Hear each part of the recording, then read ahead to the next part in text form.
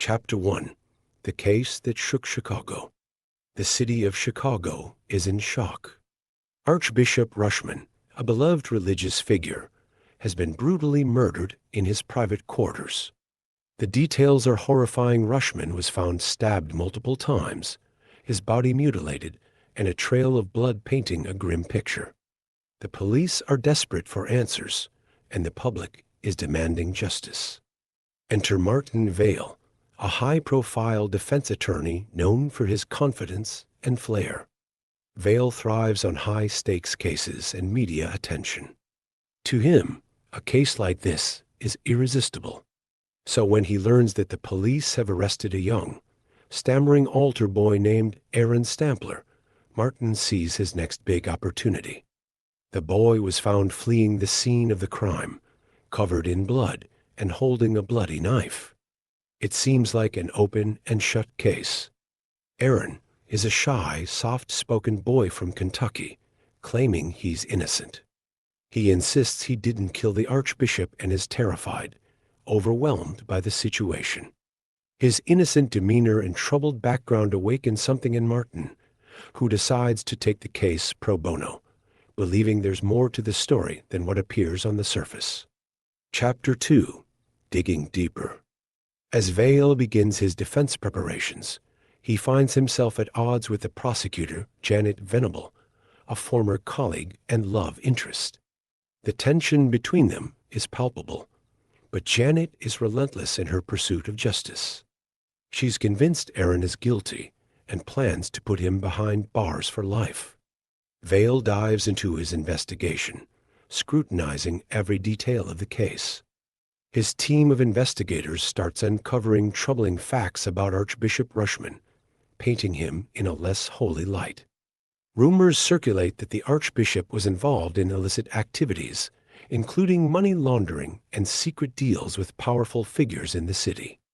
Could the murder be connected to these secrets? Meanwhile, Vale spends more time with Aaron, getting to know him.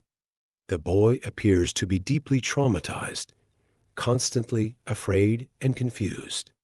Aaron tells Vale that he often experiences blackouts, times when he loses all sense of what he's doing. Vale grows concerned that there's something more going on psychologically with Aaron. He brings in Dr. Molly Arrington, a psychiatrist, to evaluate him. Chapter 3. Uncovering the Dark Side. As Dr. Arrington interviews Aaron, something startling happens. During one of their sessions, Aaron transforms. His demeanor changes completely. He becomes aggressive, confident, and speaks in a low, cold voice. He calls himself Roy. This new personality is the complete opposite of the timid Aaron Vale had come to know.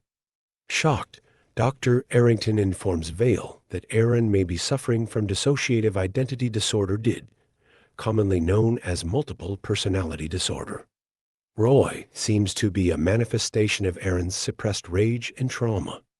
Vale realizes this could be a key to the defense. If he can prove that Aaron wasn't in control of himself when the murder occurred, the court might see him as mentally unstable rather than guilty. But proving DID in court is a risky move.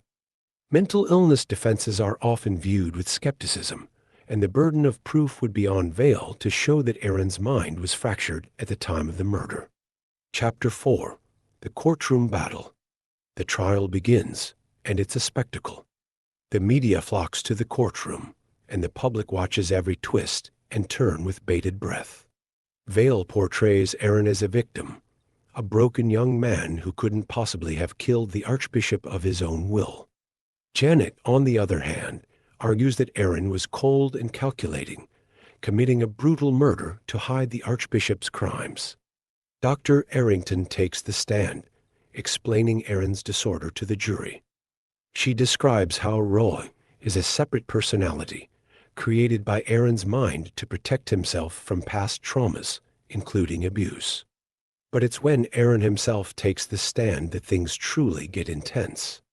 Under Vale's questioning, Aaron reverts to his Roy personality in front of the jury, shocking everyone. Roy is menacing, violent, and unrepentant.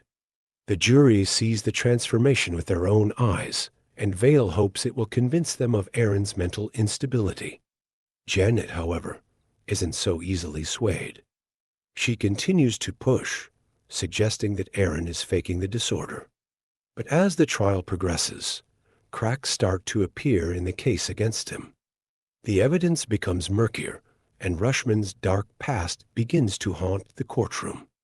Janet finds herself on the defensive, struggling to maintain control of the narrative. Chapter 5. The Verdict. As the trial nears its conclusion, it seems that Vale has succeeded. He's convinced the jury that Aaron, or rather Roy, was not in control of his actions when he killed the Archbishop. The jury is sympathetic to Aaron's plight, seeing him as a damaged young man rather than a cold-blooded killer.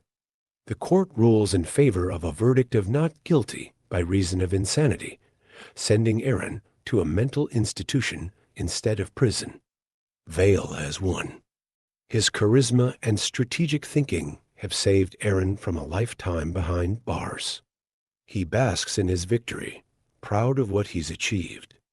But as the dust settles, something gnaws at him. There's something about Aaron's story that doesn't quite add up. Chapter 6. The Revelation. After the trial, Vale visits Aaron in his cell to discuss the outcome. As they talk, Vale mentions Roy, expressing how convincing the transformation was. To his shock, Aaron's demeanor changes once again. But this time, it's not the meek, stuttering boy he first met, nor is it the violent Roy. Instead, Aaron seems calm, composed, and disturbingly self-assured. With chilling confidence, Aaron reveals the truth: there never was a Roy. It was all an act. Aaron had been pretending the entire time, manipulating Vale, the jury, and everyone else involved. He admits to killing the Archbishop, but he knew exactly what he was doing. The split personality disorder was a ruse, a clever way to escape punishment. Vale leaves Aaron's cell, devastated by the revelation. His career may be intact, but his faith in justice has been shattered.